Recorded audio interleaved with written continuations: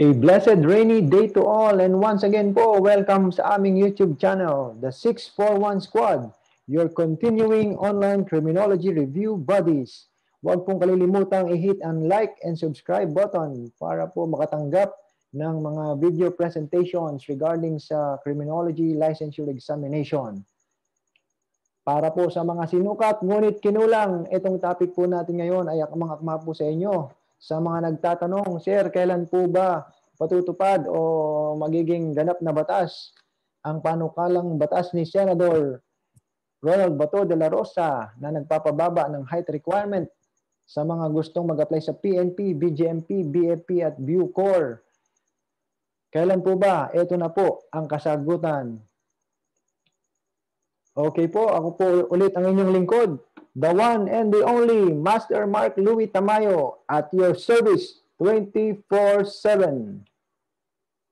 Our learning goal, ayan po, learn the processes involved before a bill amending the height requirement becomes effective as a law. Ayan po yung ating learning goal. So after our discussion for today, yan po dapat yung ating ma-meet. Okay? Malaman natin ano ang mga proseso na bago maging ganap na batas ang isang bill o panukalang batas. Okay? Our learning objectives, we will review the legal basis of the height requirement. Particularly po tayo sa PNP, Philippine National Police. Of course, for one reason, yours truly is a member of the Philippine National Police. Next, you will be able to understand the overview as to how a bill becomes effective as a law. Okay? Ayan po yung ating objectives. So, simulan na po natin. Ito po yung ating mga legal basis sa height requirements sa PNP.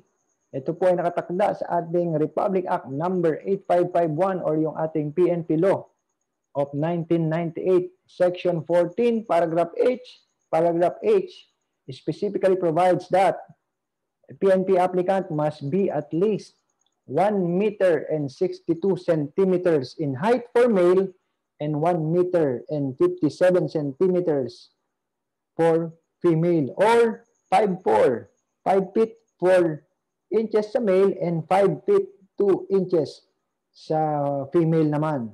Okay? And of course, the succeeding section provides na automatic granting to applicants belonging to the cultural cultural communities. Okay?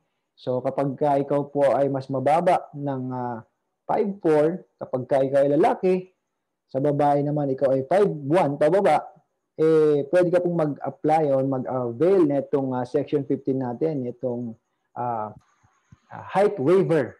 Okay? Paano po kapag wala po akong, hindi po ako member ng cultural minority? Yun po ang problema. Kaya nga po, ito po yung nakitang solusyon ng ating mga mambabatas. Okay? Itong panukalang batas na dinidiscuss po natin ngayon. Okay? So sa madaling sabi po, as of the moment, okay, lahat ng mga nag-a-apply ngayon, lahat ng mga on process po or just recently concluded yung kanilang final board deliberation sa NCRPO. Okay, lahat po yon ay 5'4" ang height sa lalaki, 5'2" sa babae. Okay, except yung may mga height waivers. Okay, sino-sino po ba yung mga member ng mga minority groups kung tawagin natin? Okay, example po niyan yung mga Badyaw, Mangyan, ayan, Aita, ayan po, sila po yun. Okay, sila po yung patungkol dito sa 1615, yung ginagrant, automatically granted to applicants belonging to the cultural minorities or communities. Okay? So ito po yung panukalang batas sponsored by the former Chief Philippine National Police, now Senator Ronald de la Rosa, Senate Bill number 1563, otherwise known as the PNP, BFP, BGMP, and Bucor Height Equality Act. Okay? So it was unanimously approved by the Senate on September 7, 2020. Okay? So, ang pinaka-salient feature po noon, of course, ay reducing the height requirement for male applicants from 5'4 to 5'2. At sa babae naman po, mula sa height na 5'2 ay binaba po sa 5 feet. 5 feet na po ngayon. If maging batas po itong Senate Bill 1563 ni Senator De La Rosa. Okay? Sabi ni Senator De La Rosa, and I quote, "We give more in law to those who have less in height." Of course, ayan po. Di ba? Citing yung very famous quotations ni former President Ramon Magsaysay na we give more to those who have less in life. We give more in law to those who have less in life. Sabi, di ba? So, ito po yung sabi ni Senator Ronald De La Rosa. Okay? Ito pa po yung sinabi niya. The limitation in height will always be compensated by the abundance in heart and spirit. Kumbaga, wala po sa height yan, wala sa tangkad yan. Okay? Maliit man sa paningin, nakapupuwing din. Di ba? Walang malaking nakapupuwing. Di ba? Maliit. Okay? So sabi diyan, the limitation in height will always be compensated by the abundance in heart and spirit. Nasa ano yan, dedication, nasa passion, nasa perseverance, sacrifice ng isang pulisya, maliit man o di masyadong ano, di ba? Hindi ganoon katangkad. Okay? So wala yan sa tangkad. Yan ang pinaka ibig sabihin ni former Chief PNP. Okay? Question, how does a bill become a law? Paano nga ba nagiging batas ang isang panukalang batas or bill?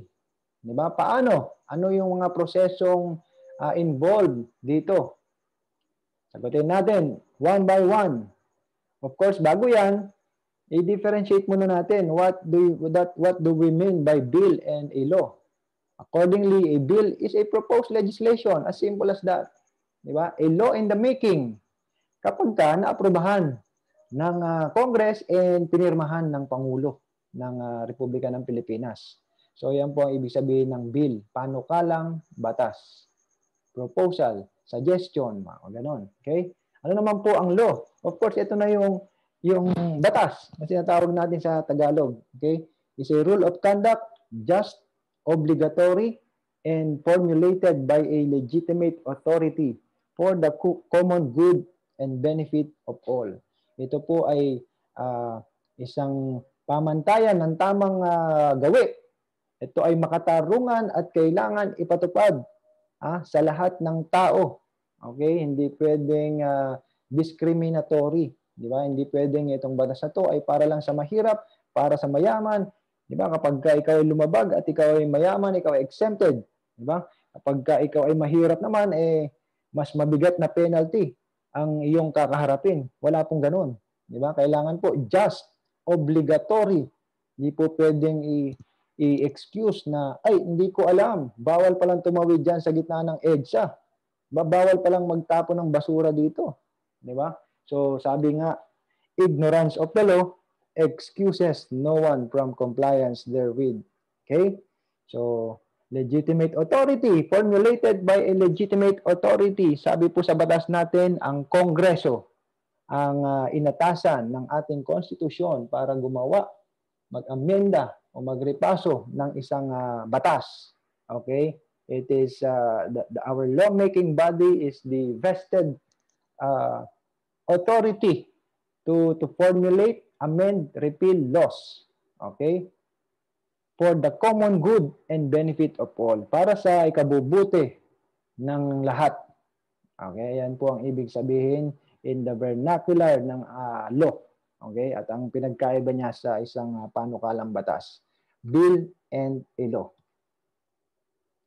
1987 Philippine Constitution, sabi nga natin kanina, the power to make, alter, or amend and repeal laws is vested upon the Congress of the Philippines. And alam natin na ang Kongreso ay binubuo ng upper house and lower house, or yung Senate and yung House of Representatives, or yung mga congressmen and women, including yung mga party list representatives. Okay, so sila ang may karapatan na gumawa ng batas. Of course, with the inclusion ng ating mga local government units. Okay?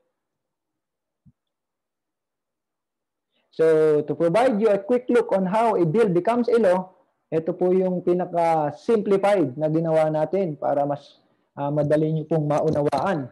Okay? Pero kung gusto nyo po ng detalyado, kumpleto, I'll be posting the link on the description or on the comment section. Okay? So, ito po. First, a bill is filed with the Secretary of the House. Okay? Tatatakan yan kung ito ay nag-originate, kung ito ay nagmula sa Senado. Ito ay, makikita niyo yung letters na SB, Senate Bill. Okay? Kapag ka nag-sponsor ay isang senador, ayan, SB. Okay? Kapag ka naman congressman or woman, HB. Di ba? Okay? House Bill. Okay? Tapos, and then, eto na, yung ano ba yung first reading, sir? Second reading, third reading, fourth reading, fifth reading. May ganun po ba, sir? Ito po, hanggang third reading lang po. Okay? First reading. Okay, babasahin yung pangalan nung yung title, may tumatawag sa cellphone ko. Ayan. So, sa first reading, babasahin po yung title ng panukalang batas, and then yung author, kung sino po yung nag-sponsor nung panukalang batas na yon. And then, mag-a-assign ng number dun sa bill. Pagkatapos nun, ay i-refer ito sa appropriate committee. Like for example, kung itong panukalang batas na to ay patungkol sa proliferation or paglaganap ng illegal na droga. So, ito ay i-refer sa Committee on Public Order and Dangerous Drugs, for example. Okay? Di ba? And then after which, the committee ay pag-aaralan at magre-rekomenda. Magsasubmit ng committee report kung ito ay aaprubahan nila, pasado sa kanila, nararapat bang ito ay pumasa bilang isang batas later on. Okay? Dito sa committee hearings na ito, minsan, di ba, nagkakaroon ng public hearings. Okay? And then, pagtapos niyan ay iakyat na for second reading. Dito sa second reading naman, okay, the proposed bill is read in full with the amendments proposed by the committee. Okay? Nakikita din natin dito yung mga debate, interpellations, motions, etc. ng mga mambabatas natin. Okay? Pwedeng i-dispense yung pagbabasa ng kumpletong text ng panukalang batas kapag merong silang hard copy, syempre. Printed copies nung draft bill. Okay? And then after noon, magbobotohan sila kung ito ba ay aprobado. Lahat ng mga debate, interpellations, motions, etc., amendments, okay, ay naayos, na plantsa para naman iakyat sa third and final reading. Kung saan dito sa third and final reading, dito na po sila magbobotohan. Yan, yung yes and nays. Okay? Kung go or no go itong panukalang batas na ito. Okay? So incidentally, itong panukalang batas na pagpapababa ng height requirement sa tri-bureaus and Bucor, alam nyo naman, ay pumasa na. Unanimously voted upon by our Senate. Di ba? Pumasa na for third reading. And then, after which, ano nang kasunod? Pumasa na pala sa Senado, sir, ano nang pong kasunod? I-refer ito sa other house. So, since itong bill na to ay nag-originate sa Senate, it will be transmitted to the lower house or to the House of Representatives, and the same procedure will follow. Di ba? magkakaroon ulit ng, ayan, similar na proseso. Okay? Magkakaroon ng first reading, committee hearings, second reading, and third reading. Okay? Ayan po yung magiging proseso. So pagkatapos po sa Senado, yung panukalang batas po na yon ay dadalhin sa other house. Okay? At kapag kaaprobado na rin po dun sa lower house, di ba? Yung panukalang batas na yon ay aakyat na po yon sa ating presidente para sa kanyang aksyon, para sa kanyang kung aaprobahan ba niya, ito po yung maaaring mangyari. Okay? 3 instances. Okay? 3 presidential action on a bill. Okay? Prerogative po yan ng ating presidente. Number 1, pwedeng pirmahan niya. Okay? At after which, magiging batas na siya after yung required na publication. Okay? Pangalawa, kapag hindi niya inaksyonan within 30 days mula nung natanggap niya yung bill na yon from the Congress, it will lapse into law. Magiging batas na rin po yun. Okay? After nga nung required na publication. Okay? Pangatlong action, if he vetoes it, hindi niya pinirmahan. Diba? May certain portions doon na dinisapprove niya. Okay? The bill will be returned to the originating house kung saan nagmula. Of course, in this case, nagsimula yung house, yung bill saan? Sa Senado. Okay? Pero, eto, pwede pa rin maging batas kapag kahit na binito na ng presidente. It can be override by both houses through a vote of 2/3 voting separately. Okay, kapag binalik sa Senado, tapos bumoto, yung 2/3 vote, 2/3 na members ng Senate, in favor of the passing of said law. And then ganun din dun sa lower house. Okay?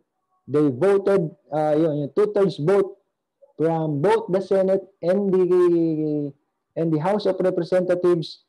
Okay? The said bill will become a law. Okay? Magiging batas pa rin siya.